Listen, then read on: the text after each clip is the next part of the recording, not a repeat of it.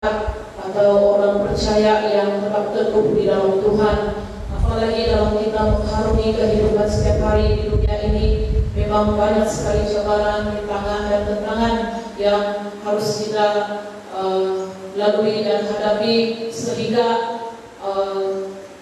tidak sedikit orang-orang yang mulai mundur dan menjauhkan diri daripada Tuhan. Dan pada pagi hari ini ada empat rahasia yang kita pelajari bersama-sama. Empat rahasia yang kita pelajari bersama-sama bagaimana kita mau menjadi orang percaya, orang Kristen yang tetap teguh dan yang tetap kuat di dalam Tuhan. Dan yang pertama itu, mari kita bersama-sama melihat di dalam Mazmur 37 ayat yang kelima. Mazmur 37 ayat kelima.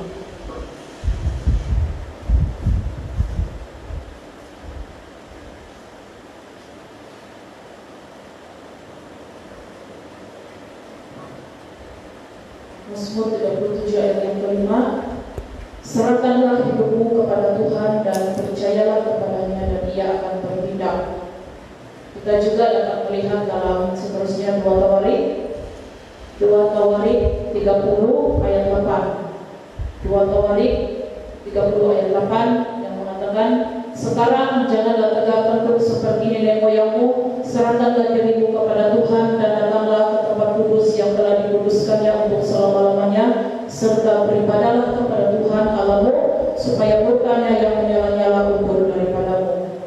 Kita juga dapat lihat seterusnya dalam ayat kitab Roma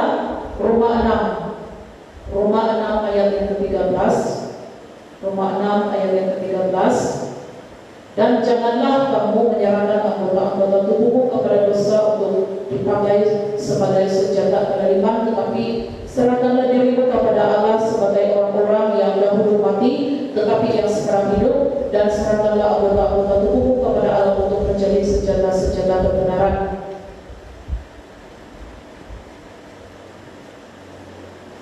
Dan yang pertama, rahasia yang pertama kita belajar pada hari ini adalah menyerahkan hidup kepada Tuhan sesuai dengan ayat-ayat yang kita baca, yaitu menyerahkan hidup hanya kepada Tuhan.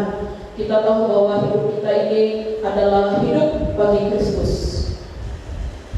Kita tahu bahwa Tuhanlah yang satu-satunya berdaulat di atas kehidupan kita. Penyerahan hidup yang teguh kepada Tuhan adalah merupakan rahasia hidup yang berkemenangan, di mana seluruh harapan kita dan keyakinan kita letakkan pada kehendak Tuhan. Penyerahan hidup yang sepenuhnya kepada Tuhan akan menjadikan kita orang-orang yang dirahmati, diberkati, dan disertai terus-menerus oleh Tuhan di sepanjang kehidupan kita, dan bersyukurlah kepada Tuhan. Dan yang seterusnya, rahasia yang kedua, mari kita lihat di dalam Kolose 2 ayat 6 hingga 7. Kolose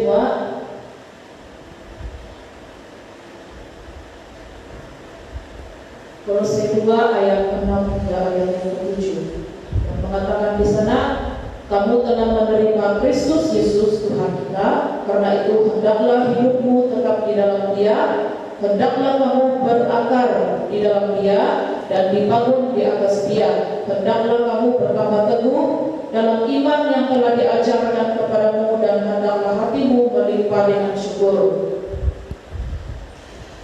Jadi rahasia yang kedua yang ditekankan di sini adalah berakar di dalam Dia, berakar di dalam Tuhan. Nah, kalau kita lihat fungsi akar pada tumbuhan. Akar adalah merupakan bagian tumbuh-tumbuhan, biasanya terdapat di dalam tanah, yang fungsi dia adalah kerja dia menghisap makanan dan air. Selain itu juga ada akar pada tumbuhan yang hidup yang terapung di atas air. Dan kalau kita perhatikan pokok yang layu, pokok yang sudah kering, kita tahu bahwa akar dia juga tidak baik dan sudah mati. Dan kalau kita melihat pokok yang sehat, yang subur, yang menghijau segar, kita tahu bahwa akar itu sehat, cukup makan dan cukup makanan dan minuman. Nah, di sini Rasul Paulus memakai gambaran pohon atau pokok yang memakai akar untuk mencari makanan dari dalam tanah. Jadi demikian pula kehidupan kita juga harus berakar di dalam Yesus Kristus, yang artinya di sini Yesus adalah sumber utama kehidupan kita, dari mana kita memperoleh makanan baik bagi tubuh maupun bagi kerohanian kita. Dan kita sebagai orang-orang Kristen, orang percaya, kita berakar bukan di dalam tanah, tetapi di dalam Tuhan. Dan tanah tempat orang Kristen sesuai untuk bertumbuh ialah di dalam Yesus Kristus. Jadi saudara-saudara, air dan makanan bagi akar-akar kita ialah firman Tuhan. Jadi mari kita bersama-sama sirami hati kita dengan firman Tuhan. Kita tahu bahwa firman-Mu itu pelita bagi hatiku dan terang bagi jalanku. Mazmur 119 ayat 105. Dan Filipi 2 ayat 16 mengatakan, sambil berpegang pada firman kehidupan, agar aku dapat berpegang pada hari Kristus, bahwa aku tidak percuma berlomba dan tidak percuma bersusah. Jadi mari kita berpegang pada firman Tuhan, karena kita tahu bahwa firman Tuhan itu, saudara, dapat mengubah kita. Firman Tuhan itu dapat membentuk kita, menguatkan kita, mendorong kita, dan memulihkan kehidupan kita. Jadi bagaimanakah firman Tuhan itu dapat mengubah hati saya dan saudara? Yang pertama, jika kita mengadakan waktu untuk membaca atau mendengarkan. Apabila kita membaca firman Tuhan, maka hati kita akan belajar takut akan Tuhan. Dan yang kedua, jika kita melakukannya, dan kita tahu bahwa firman Tuhan harus dilakukan dengan setia. Dan mengapa kita harus berpegang pada firman Tuhan? Karena kita tahu bahwa firman Tuhan itu sangat teguh dan firman Tuhan itu berkuasa. Allah menciptakan iman melalui firman-Nya yang teguh. Kita dapat lihat Roma 10 ayat 17. Roma 10 ayat 17, jadi iman timbul dari pendengaran dan pendengaran oleh firman Kristus.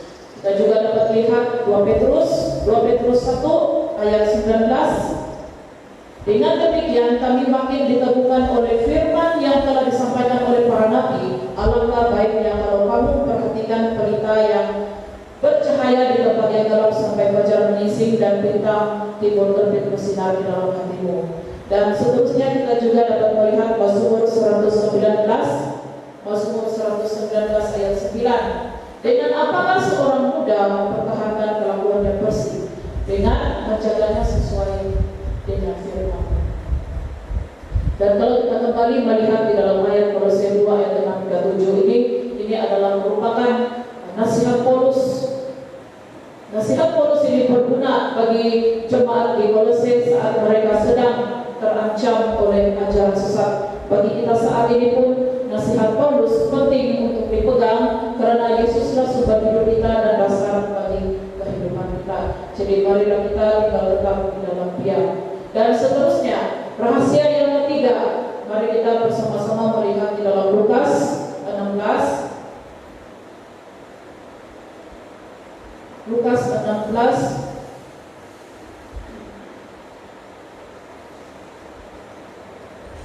ayat yang ke-10. Lukas 16 ayat yang ke-10. Barang siapa setia dalam perkara-perkara kecil, ia setia juga dalam perkara-perkara besar. Dan barang siapa tidak benar dalam perkara-perkara kecil, ia tidak benar juga dalam perkara-perkara besar. Jadi rahasia yang ketiga, bagaimana kita menjadi jemaat yang teguh di dalam Tuhan, yaitu memiliki kesetiaan. Memiliki kesetiaan. Menjadi jemaat Tuhan yang tetap kuat dan teguh di dalam Tuhan, marilah kita hidup dalam kesetiaan, hidup dalam ketaatan. Kesetiaan ini maksudnya keteguhan hati ataupun ketaatan. Itu arti kesetiaan, keteguhan hati, ketaatan. Dalam banyak hal kita dituntut untuk setia. Kita setia, kita dalam banyak hal kita dituntut untuk setia kepada Tuhan, setia kepada firman Tuhan, setia melakukan. Setia berdoa, setia melayani, setia dalam ibadah, setia mengasihi, setia mencari Tuhan, dan banyak lagi. Kalau kita perhatikan masalah gereja pada umumnya adalah kesetiaan. Kesetiaan suami terhadap istri kepada suami, kesetiaan pekerja kepada majikan atau bos, dan terlebih kesetiaan kita orang-orang percaya kepada Tuhan. Dan kalau kita melihat berapa banyak orang yang benar-benar setia dewasa ini, saudara-saudara yang berbahagia, kalau kita melihat daripada arti kesetiaan di sini, kesetiaan ini bukanlah berbicara tentang berapa banyak pekerjaan ataupun hal yang telah kita lakukan. Dan kesetiaan ini juga tidak berbicara tentang seberapa besar hasil pelayanan kita pada masa yang sudah berlalu atau bagaimana kita memulai sesuatu pelayanan.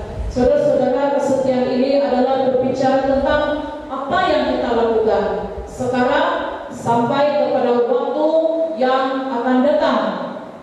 Banyak orang di awal perjalanan imannya kita melihat dia setia. Setiap ada kebaktian dia selalu ada, apa-apa kegiatan rohani dia selalu ikut serta. Tetapi di akhir perjalanan kehidupannya dia berubah setia. Yang pada mulanya dulu adalah dia berada di depan, dan sekarang dia mulai mundur daripada imannya. Dan tidak dinafikan banyak terjadi di dalam gereja-gereja Kristen pada hari ini. Dan kalau kita melihat firman Tuhan di dalam Matius 19 ayat 30, tetapi banyak orang yang terdahulu akan menjadi yang terakhir, dan yang terakhir akan menjadi yang terdahulu. Yang maksudnya dalam bahagian ayat ini adalah banyak orang yang lebih dulu percaya kepada Yesus akan menjadi yang terakhir karena tidak terus memelihara iman. Sebaliknya, yang terakhir akan menjadi yang terdahulu karena mereka terus memelihara iman mereka di dalam Tuhan. Jadi pada hari ini adalah merupakan satu cabaran untuk kita, bagaimana kita mau hidup tetap kuat di dalam Tuhan dan setia kepada Tuhan di akhir zaman ini. Jadi biarlah kita renungkan bahagian ini, kesetiaan ini di dalam kehidupan kita setiap hari. Baiklah, juga berkenaan dengan kesetiaan, ketaatan. Di sini saya juga mengambil satu contoh teladan, yaitu tentang ketaatan ataupun kesetiaan Nuh. Kita belajar dari Nuh. Kalau kita lihat Nuh tidak asing lagi bagi kita. Kalau kita lihat pelangi, kita pasti ingat pelangi. Kalau kita lihat pelangi itu, apa yang saudara pikirkan? Kalau melihat pelangi, kita pasti ingat itu adalah tanda perjanjian Allah dan Nuh. Kita sebut saja air bah, kita tahu itu. Nuh adalah salah satu tokoh Alkitab yang memiliki peranan penting dalam sejarah kehidupan manusia. Dan tanpa Nuh tidak akan ada lagi umat manusia pada hari ini, karena semua manusia yang hidup di zaman Nuh mengalami kebinasaan karena dilanda banjir ataupun air bah, kecuali Nuh dan keluarganya yang selamat. Saudara, pada zaman Nuh, kekerasan bukanlah hal yang baru. Orang-orang seangkatannya hidup dalam kejahatan. Apa yang membezakan Nuh dengan orang-orang seangkatannya pada zaman Nuh itu adalah Nuh memilih berada di luar kehancuran moral. Ketika orang-orang hidup dalam kejahatan dan menjauhkan diri daripada Tuhan, Nuh memilih hidup benar di hadapan Tuhan. Dan di tengah kefasikan dan kejahatan yang merajalela ketika itu, Allah menemukan dalam diri Nuh seorang yang benar dan masih berusaha untuk berhubungan dengan Tuhan. Dan Nuh tidak bercela di antara orang-orang sezamannya. Ini menunjukkan bahwa Nuh memisahkan diri daripada kejahatan moral masyarakat di sekitarnya pada waktu itu, karena dia adalah orang yang benar, yang takut akan Allah. Dan kalau kita melihat Nuh berkenan kepada Allah, Nuh mendapat kasih karunia di mata Tuhan, Nuh memilih taat kepada Tuhan, Nuh memimpin keluarganya setia dan taat kepada Tuhan, dan Allah memelihara Nuh karena ia memiliki iman. Nuh sebagai pemimpin ataupun ketua di dalam keluarganya. Dia tidak membiarkan anak-anaknya, keluarganya dipengaruhi dengan orang di sekelilingnya yang tidak taat kepada Allah, yang tidak setia kepada Allah. Nuh taat kepada Allah dengan segenap hati dan kekuatannya untuk membangun bangsa. Jadi respon Nuh sebagai tanda iman yang menyala-nyala dalam dirinya dan keluarganya. Jadi saudara-saudara, karena iman dan kesetiaan, ketaatan yang dimiliki Nuh, Allah memakai dia secara luar biasa untuk mendatangkan kebaikan-kebaikan dalam kehidupannya, dalam keluarganya. Kebaikan-kebaikan inilah dia dapat menyelamatkan keluarganya selamat dari air bah. Dan iman, kesetiaan ataupun ketaatan inilah yang perlu kita miliki di dalam kehidupan kita dan keluarga kita. Inilah yang perlu kita teladani dan terapkannya di dalam kehidupan kita setiap hari yang kita lalui. Jadi pada hari ini saya mendorong kita semua sebagai orang-orang Kristen, orang percaya kepada Tuhan Yesus, supaya kita tetap setia kepada Tuhan. Apapun cabaran, apapun godaan, apapun rintangan, halangannya yang coba menghalangi kehidupan kita, kerohanian kita, tetaplah kita setia kepada Tuhan. Setialah kita mengikuti Tuhan, karena kesetiaanlah yang menentukan pahala ataupun upah yang akan kita terima dari Tuhan. Jadi berlakulah setia dimanapun kita berada dan dalam apapun posisi kita. Dan kita lihat juga di dalam Ibrani 3 ayat 14. Ibrani 3 ayat 14 mengatakan, karena kita telah beroleh bagian di dalam Kristus, asal saja kita teguh berpegang sampai kepada akhirnya pada keyakinan iman kita yang sempurna. Wahyu 2 ayat 10, hendaklah engkau setia sampai mati, dan aku akan mengaruniakan kepada mahkota kehidupan. Inilah yang saya dan saudara-saudara pegang di dalam kita, dalam kehidupan kita sebagai orang percaya kepada Yesus, yaitu mahkota kehidupan. Kita semua pasti rindu memiliki mahkota kehidupan di dalam kehidupan kita, di dalam kerajaan surga yang kekal. Kemanapun saudara pergi, dimanapun saudara berada, milikilah sikap hidup yang taat dan benar, yang mencerminkan diri kita sebagai orang-orang yang sudah menjadikan Yesus Tuhan sebagai Tuhan dan Juru Selamat kita. Dan seterusnya rahasia yang keempat. Mari kita lihat bersama-sama 1 Petrus 4 ayat yang ke-7.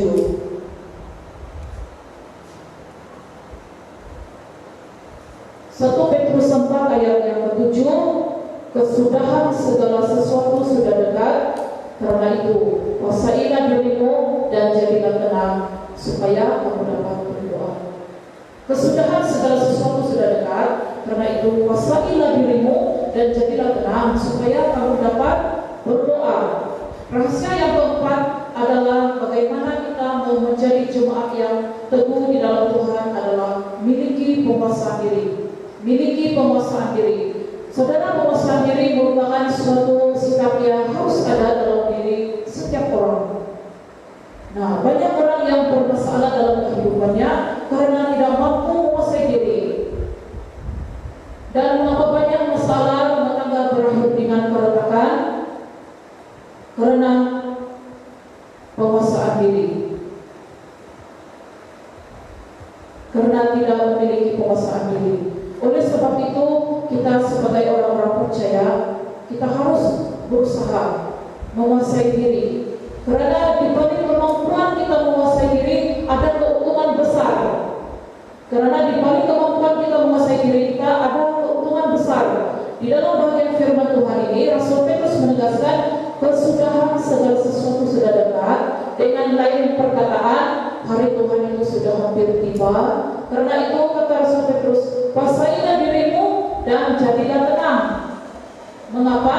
Supaya kamu dapat berdoa. Supaya kamu dapat berdoa. Kalau kita berbicara tentang doa, memang doa tidak asing lagi di dalam kehidupan kita orang-orang yang percaya kepada Tuhan. Saudara, Bapak, Ibu yang berbahagia dalam Tuhan, dalam berbagai macam pergumulan, masalah kesukaran dan penderitaan hidup, penguasaan diri itu sangat perlu ada di dalam Bila mana kita punya penguasaan diri, secara tidak langsung kita sekalian dapat berdoa dengan leluasa, berdoa atau datang kepada Tuhan tanpa batas waktu dan tempat. Kita sekalian dapat berdoa dengan leluasa. Leluasa ini artinya bebas, tidak terbatas. Namun kadangkala banyak oleh karena banyaknya kesulitan hidup yang kita hadapi dalam hidup kita ini, ditambah dengan kesibukan demi kesibukan kita seringkali lalai untuk berdoa. Kita lupa, kita tidak ada semangat untuk berdoa, kita malas, kita banyak alasan, kita penat dan sebagainya. Tetapi kita lihat di sini, bila mana kita punya penguasaan diri, kita dapat menahan emosi kita boleh mengatur waktu kita dengan baik sehingga kita dapat berdoa dengan leluasanya. Jadi perhatikanlah baik-baik, ada keuntungan kalau kita mampu menguasai diri, kita lebih dekat dengan Tuhan di dalam doa-doa kita, saat teduh kita, dan kita mampu berdepan dengan apapun ujian dan memperoleh kemenangan, dan kita akan menjadi jemaat yang kuat, dan semuanya adalah karena kekuatan dan anugerah yang Tuhan berikan dalam kehidupan kita. Jadi pada pagi hari ini demikianlah 4 rahasia orang Kristen yang teguh dalam Tuhan, sebagai dorongan, sebagai kekuatan untuk saya dan saudara-saudara yang hadir pada pagi hari ini. Jadi marilah kita bersama-sama, saya dan saudara-saudara, kita bersama-sama hidup sesuai dengan kebenaran firman-Nya, memuliakan Dia, menyenangkan hatinya, melakukan apa yang diperintahkannya sebagai respon kita atas cinta kasih-Nya bagi kita.